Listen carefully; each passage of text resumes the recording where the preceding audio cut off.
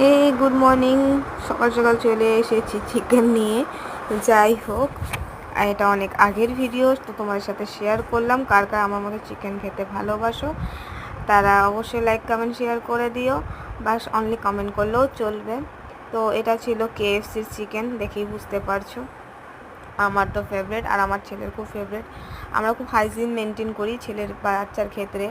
In fact Mumbai আসার পর থেকে ও হচ্ছে চিকেনটা খাওয়াটা শিখিয়েছে, বেশি বেশি করে ওকে চিকেন খাওয়ানো হয়।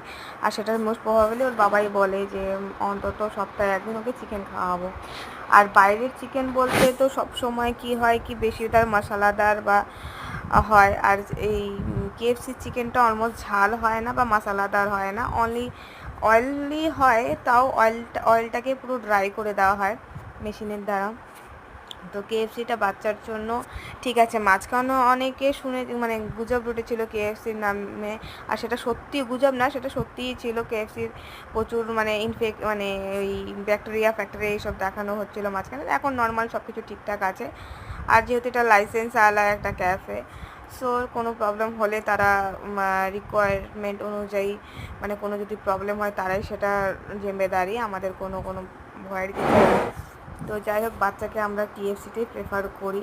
আর আমার বাচ্চার জন্য সব, সো আমি খুব হাইজিন মেনটেন করি।